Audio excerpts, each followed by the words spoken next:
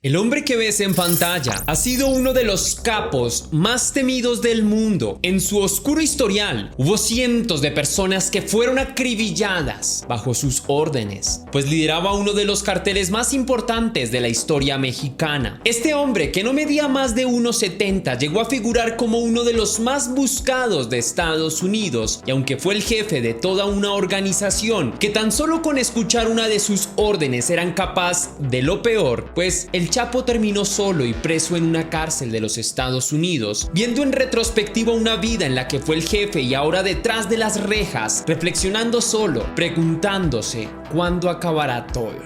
Pero usted se dedica a las drogas. ¿A qué se dedica?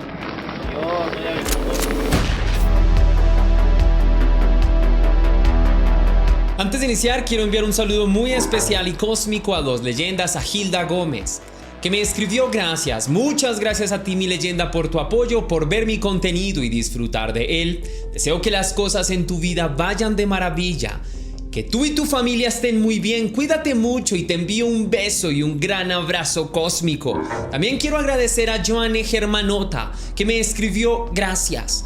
Muchas gracias a ti, mi leyenda, por tu apoyo, por estar aquí en la comunidad y disfrutar de este contenido. Lo aprecio con el alma. Te deseo lo mejor del mundo y espero que las mejores cosas lleguen a tu vida. Ahora sí, la pregunta del día de hoy es: ¿quién es el hombre turbio más famoso de tu país? Déjame tu respuesta en la caja de comentarios.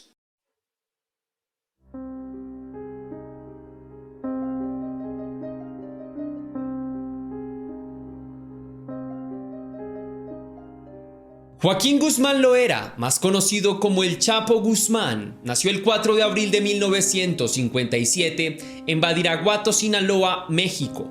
Sus padres eran dos personas de origen humilde. Su padre se dedicaba a la siembra de opio y con esta actividad lograba sustentar el hogar y a su numerosa familia, pues el Chapo tenía aproximadamente 8 hermanos. De la infancia de este personaje se sabe en realidad poco. Se conocen sus humildes orígenes, asimismo se sabe que el joven se tenía que desplazar durante varias horas para llegar al colegio en el que recibía clase en compañía de sus hermanos. Puesto a que el colegio quedaba demasiado lejos, abandonó los estudios de manera prematura y jamás los culminó, puesto que la necesidad primaria en casa era conseguir dinero o alimentos para alimentar a tantas bocas.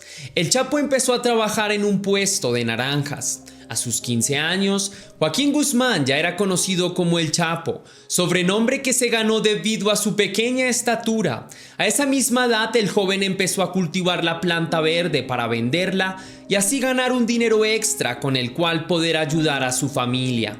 La época en la que el Chapo empezó a ganarse la vida de esta manera coincidió precisamente con la formación de varios de los cárteles más grandes en México, entre ellos el Cártel de Guadalajara, fundado por Félix Gallardo, más conocido como el Jefe de Jefes, Ernesto Fonseca Carrillo y Rafael Caro Quintero. Las actividades del Cártel de Guadalajara en un principio se dedicaban a la venta de la planta verde y amapola al interior de México. No obstante, tenían muy claro que el mercado estadounidense les generaría mayor rentabilidad. En 1980, año en el que el Chapo Guzmán se vinculó con este cártel, también fue el año en que Gallardo y compañía establecieron relaciones con los cárteles colombianos y empezaron a exportar hacia los Estados Unidos sus mercancías. El Chapo Guzmán se mantuvo en las filas del Cártel de Guadalajara durante varios años y allí aprendió cómo se comercializaba el producto y las vías que se utilizaban para hacerlo. Asimismo, durante esos años fue ascendiendo en la escala de poder interno del cártel y se fue perfilando como un hombre con autoridad. A su vez logró entender y reconocer bien el modo en el que operaba la exportación, tanto el cártel de Guadalajara como de los cárteles colombianos. Entender bien la forma en la que estos operaban y los problemas a los que más tarde se enfrentaron fue decisivo para que el Chapo Guzmán más tarde se convirtiera en uno de los capos más grandes del mundo.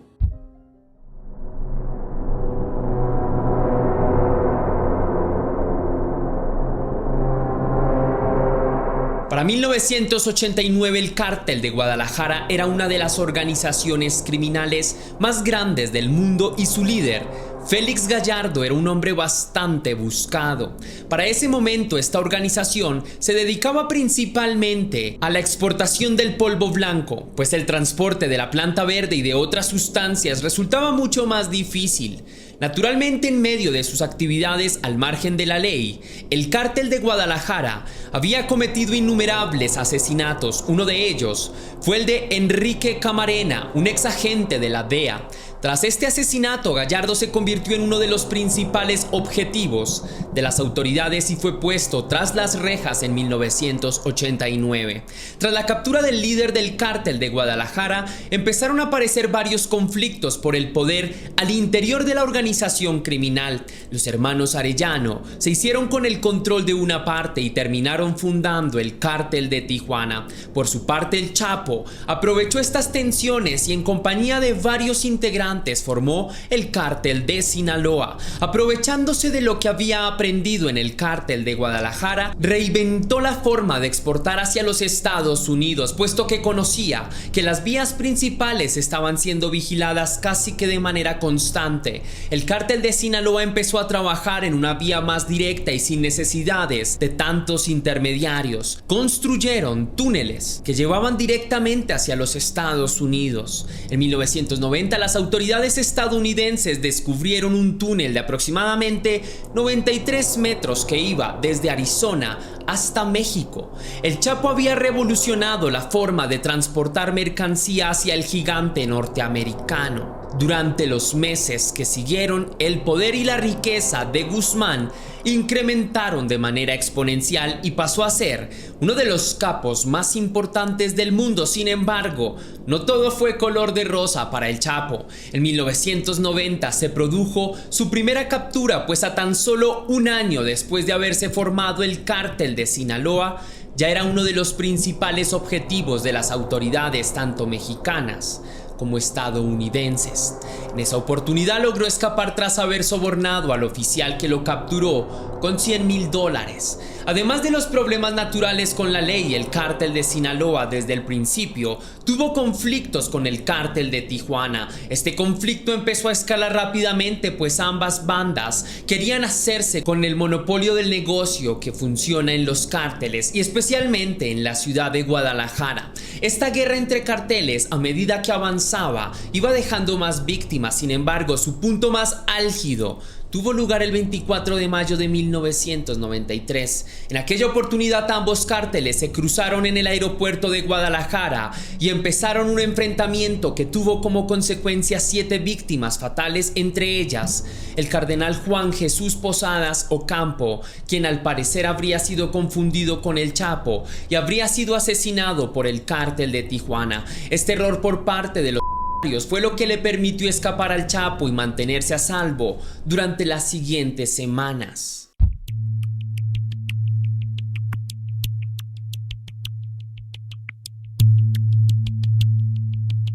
Tras un par de semanas, el 9 de junio de 1993, el Chapo Guzmán fue capturado por las autoridades en la frontera de México con Guatemala, más precisamente en la ciudad de Cuauhtémoc. Más tarde sería trasladado a Guatemala, donde sería sentenciado a 20 años de prisión por tráfico de mercancía ilícita. En la prisión de Guatemala estaría recluido durante 2 años y luego sería trasladado al penal de máxima seguridad del Puente Grande en Jalisco. Durante su periodo de reclusión, el Chapo hizo gala del enorme poder, lo que le permitió sobornar a funcionarios de la cárcel para poder tener una vida llena de privilegios al interior del penal. El Chapo podía recibir visitas, utilizar un dispositivo móvil, dar entrevistas a la prensa e incluso recibió clases, lo que le permitió culminar sus estudios secundarios. Para otros presos, el Chapo era una especie de espíritu altruista, pues siempre se mostraba muy crítico ante los abusos de poder de las autoridades. Antes de que se cumplieran 9 años de prisión, el 18 de enero de 2001, el Chapo Guzmán protagonizó su primera gran fuga. La versión más difundida sobre este acontecimiento es que escapó mientras se escondía en un carro de lavandería, aunque hay otras versiones que apuntan a que lo hizo al disfrazarse clase de policía. De lo que no cabe duda es que para materializar su escape, el capo recibió la ayuda de múltiples oficiales de todo el penal. Se cree que en su fuga participaron alrededor de 75 personas, de las cuales al menos 15 eran oficiales del centro penitenciario. Por obvias razones, a partir de esto, el Chapo Guzmán se convirtió en uno de los hombres más buscados de todo el mundo y encabezó durante bastante tiempo la lista de los más buscados en Estados Unidos. Otra de las consecuencias que tuvo el escape del capo fue el enorme crecimiento del cártel de Sinaloa, no solo en términos económicos, sino en cuanto a su cantidad de miembros y su alcance militar.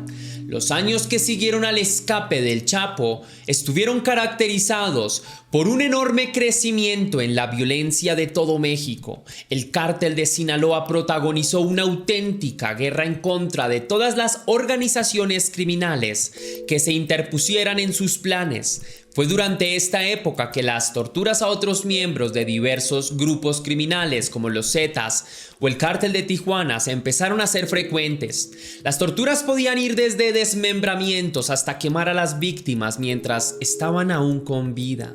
Asimismo, el negocio prosperó para el cártel de Sinaloa gracias a algunas alianzas que establecieron con otros grupos al margen de la ley. Esto le permitió transportar en barco e incluso hasta en submarinos. Y es que si algo tenía el cártel de Sinaloa y en específico el Chapo Guzmán, es que no dudaba en invertir en infraestructura para que el comercio de mercancía ilegal le resultase más fácil. Asimismo, el hombre creaba negocios que se encargaban de exportar productos ilegales para más tarde ganarse la confianza de todas las personas a punta de soborno y luego añadir su mercancía en los cargamentos con más tranquilidad.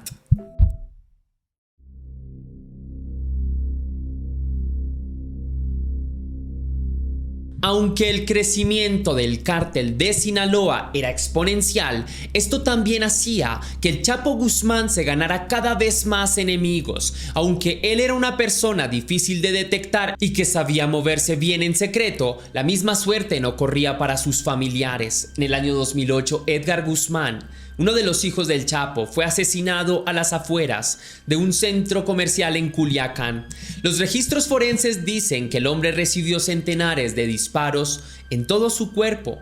Una vez el Chapo se enteró de lo sucedido, ordenó a sus hombres comprar todas las rosas rojas disponibles en la ciudad de Culiacán.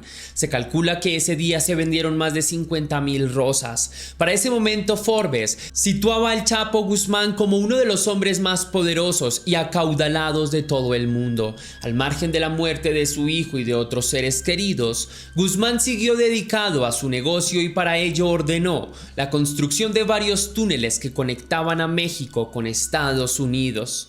En el mes de noviembre de 2010, autoridades estadounidenses descubrieron un túnel que contaba con luz eléctrica, sistema de ventilación e incluso con rieles de tren. Este se utilizaba para transportar sustancias de manera que no pudiera ser detectada, aunque es imposible saber cuántos cargamentos se trasladaban por estas vías. Sí es seguro aseverar que gracias a estas, el poder del Chapo se logró consolidar de una manera tan abayazante. Además de utilizar los túneles para el tráfico de sustancias, estos también eran utilizados por el capo para escapar de la justicia o de sus enemigos. En el 2014, tras un allanamiento de las autoridades en una casa del Chapo ubicada en Culiacán, este logró huir utilizando un túnel que se ubicaba debajo de su bañera. Sin embargo, tan solo un mes después, el Chapo Guzmán sería capturado en Mazatlán por la Marina Mexicana en colaboración con varios integrantes de la DEA. De forma inmediata, el capo fue trasladado a un penal de máxima seguridad donde se esperaba que iba a pasar el resto de sus días, aunque su suerte sería muy distinta. Durante su corta estadía en prisión, el Chapo se ganó una vez más la simpatía de los presos al denunciar malos tratos por parte de las autoridades y por ir en contra de las malas condiciones de vida que daban a los reos. El 11 de julio de 2015, el Chapo Guzmán escapó de la prisión de máxima seguridad del Altiplano. Esta vez lo hizo a través de un túnel de más de 1,5 kilómetros que conectaba su celda con una casa de campo. La casa fue construida solo para orquestar el escape del capo. Las autoridades notaron la desaparición del célebre prófugo tan solo 20 minutos después. No obstante, encontraron el túnel, pero ya era demasiado tarde, pues el Chapo escapó por el túnel en una motocicleta que se movía a través de un sistema de rieles.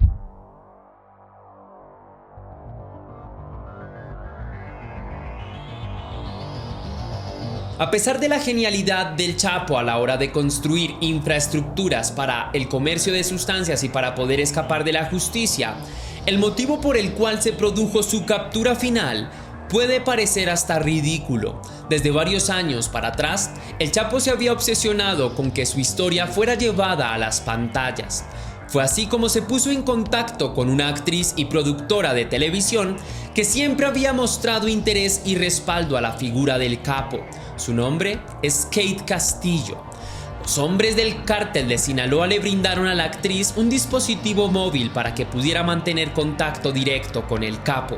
A través de Guzmán le contó todos los pormenores de su vida a la actriz, quien empezó a planificar la producción de un largometraje basado en la vida del Chapo.